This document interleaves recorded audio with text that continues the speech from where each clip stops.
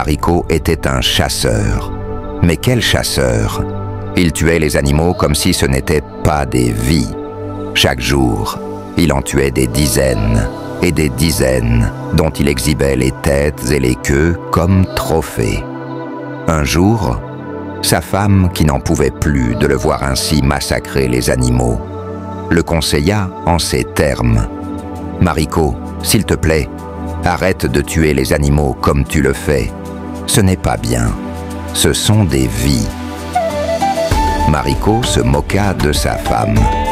Et dès le lendemain, il alla massacrer 3 dizaines de bêtes sauvages, dont il ramena les queues au village. À leur tour, les anciens du village le convoquèrent dans leur vestibule et lui dirent « Mariko, arrête de tuer les animaux comme tu le fais.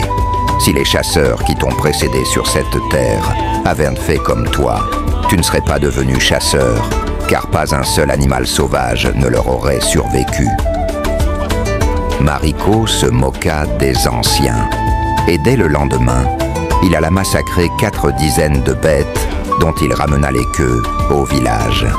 Ce jour-là, Mariko partit à la chasse. Toute la journée, il battit en vain la savane et ne rencontra aucune bête, même pas un petit écureuil. Le soir venu, il s'en retournait bredouille au village en maugréant quand il vit, allongé au bord de la rivière, un grand lézard qui se prélassait au dernier rayon du soleil couchant. Ses yeux brillèrent de joie. Il n'allait pas essuyer les moqueries de villageois en rentrant bredouille. Il pointa son arme sur le lézard et allait tirer quand celui-ci, se mettant debout comme un homme, il chanta « Ne me tue pas, Mariko, ne me tue pas. Je ne suis pas un lézard ordinaire, vois-tu. Les marchands du nord, du sud de l'est et de l'ouest passent et repassent par ce chemin. Ils me voient ici tous les jours. Ils ne m'ont pas tué parce que eux, ils savent que je ne suis pas un lézard comme les autres. » Mariko lui répondit en éclatant de rire. « Vieux lézard, même si tu chantes toutes les chansons de ton répertoire, moi, je vais te tuer. » Et pan, il tua le lézard. Il le prit et le jeta sur son épaule et rentra au village. Au moment de franchir la porte de sa maison, le lézard, bien que mort, lui chanta de nouveau « Ne me tue pas, Mariko, je ne suis pas un lézard ordinaire. » Mariko lui répondit « Continue de chanter, hein. Je vais te rôtir et te manger tout à l'heure. Et on verra bien si tu peux continuer de chanter dans mon ventre. » Il alla jeter le lézard devant sa femme. « Prépare-moi ça, ma chérie, je meurs de faim. » « Moi ?» lui rétorqua sa femme. « Non seulement je ne prépare pas ce lézard, mais je ne le mangerai pas. Mes enfants ne le mangeront pas non plus. Tu m'entends, Mariko? Tant pis, je me le préparerai moi-même. » Et Mariko de dépecer le lézard. Il le découpa en morceaux et jeta les morceaux dans le poêle. Mais même en mijotant sur le feu, chaque morceau du lézard chantait « Ne me tue pas, Mariko, je ne suis pas un lézard comme les autres. Tu vas être prêt et je vais te dévorer à belles dents, » dit Mariko, « et on verra bien si tu vas continuer de chanter. » Quand le lézard fut bien cuit, Mariko se mit à le manger. Il invita sa femme.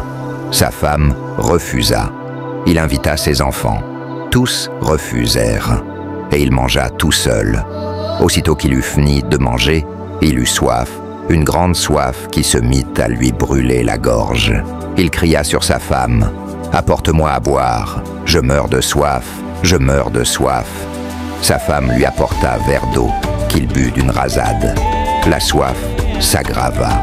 Il cria sur ses enfants « Apportez-moi de l'eau, je meurs de soif, je meurs de soif. » Chaque enfant lui apporta une cruche d'eau. Il les avala d'une traite. La soif s'aggrava. Mariko se leva et alla prendre le canari d'eau. Il avala la contenance d'une seule rasade. La soif empira. Il sortit de la maison en courant, sortit du village à toute allure. Il partit à la rivière, celle au bord de laquelle il avait tué le lézard. Il se baissa et commença à boire l'eau de la rivière. Mais la soif s'aggrava. Il but et but. Son ventre s'enfa, se gonfla et finit par exploser. Les morceaux du lézard en sortirent, se recollèrent. Et soudain, le lézard se dressa devant Marico mourant et lui dit « Que t'avais-je dit, Marico? Tu la prendras à tes dépens. C'est depuis ce jour que si l'on continue à chasser les animaux, on le fait avec raison.